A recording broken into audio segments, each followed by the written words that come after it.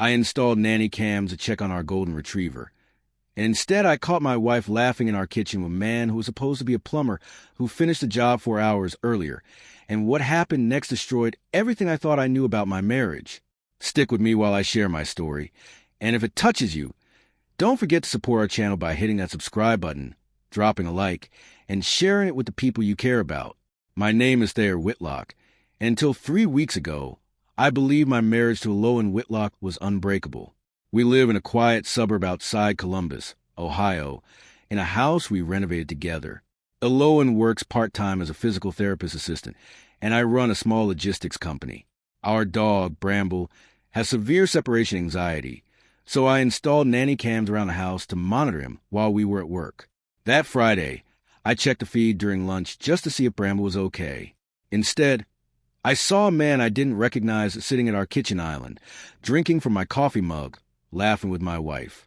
I remembered Lowen telling me the plumber had come that morning to fix a leaking pipe. He was supposed to be gone by 10 a.m. It was nearly 2 p.m. The way she leaned toward him, the way he touched her hand, it wasn't professional. It wasn't friendly. It was intimate. I felt my chest collapse inward. That moment marked the beginning of a betrayal I never imagined, and a revenge I never thought I'd be capable of planning. Thayer replays the footage over and over, hoping he misunderstood what he saw. But the longer he watches, the clearer the truth becomes. The plumber, whose name he later learns is Corbin Hale, isn't fixing anything. He's comfortable, familiar, moving through the house like he belongs there. Thayer doesn't confront Lowen immediately.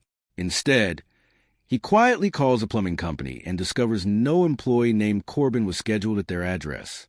That realization hits harder than the footage itself. This wasn't a random affair. It was planned. That night, Thayer acts normal, studying Lowen's face at dinner, noticing how easily she lies about her boring afternoon. The betrayal shifts something inside him. He decides he won't explode in anger.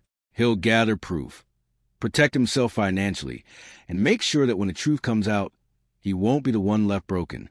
Over the next week, Thayer documents everything. He saves footage, records dates and times, and consults a discreet attorney named Marcellus Varelli. He learns that Ohio's divorce laws won't necessarily punish infidelity financially, so he begins preparing differently. He quietly separates part of his business finances, secures important documents, and changes passwords to accounts Lowen doesn't know he suspects. Meanwhile, he installs one more hidden camera facing the driveway. That's when he captures Corbin arriving not in a work truck, but in a silver sedan registered under Lowen's maiden name. The betrayal runs deeper than an affair. It suggests shared planning. Thayer's heartbreak begins to harden into clarity. He doesn't want a screaming match. He wants undeniable truth and control over what happens next. Thayer confronts Corbin first, not Lowen. He tracks him down to a small rental property across town. When Corbin opens the door, he looks startled but not ashamed. In a calm, controlled voice, Thayer reveals he has footage of every visit.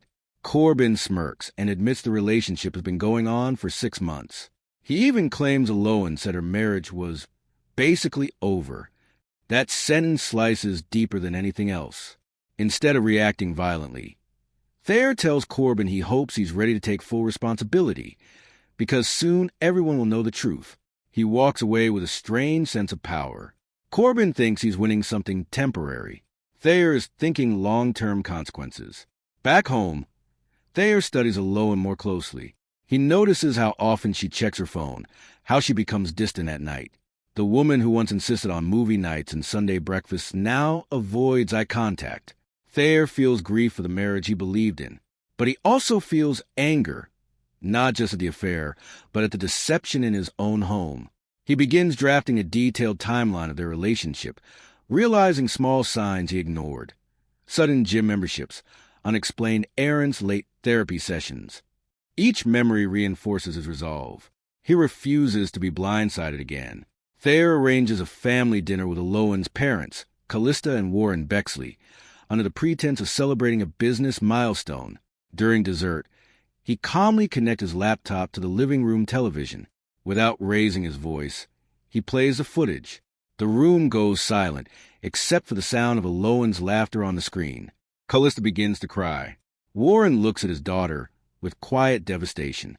Iloan turns pale, realizing the illusion has shattered. Thayer doesn't insult her or yell. He simply says he deserved honesty. The humiliation isn't theatrical, it's devastatingly real. After the exposure, Iloan pleads with Thayer privately. She claims loneliness, emotional neglect, and confusion. She insists Corbin didn't mean anything, but Thayer's heartbreak has evolved into self-respect. He hands her divorce papers already prepared. She hadn't realized he'd been steps ahead. He tells her the house will be sold and the proceeds divided legally. Bramble will stay with him. The calm certainty in his voice unsettles her more than rage would have. For the first time, she understands she misjudged him completely. Corbin disappears quickly once reality hits. Without the secrecy and thrill, he distances himself from Iloan, unwilling to step into the fallout of a broken marriage. Iloan attempts reconciliation, but trust is irreparable. Meanwhile, Thayer channels his energy into rebuilding. He renovates the house to prepare it for sale, repainting walls that once held memories of anniversaries and holidays. Each brushstroke feels like reclaiming control.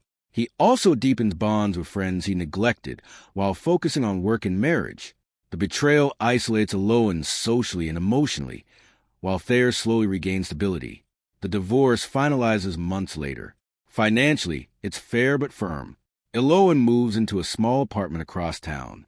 Thayer keeps Bramble and relocates to a quieter neighborhood near a wooded park.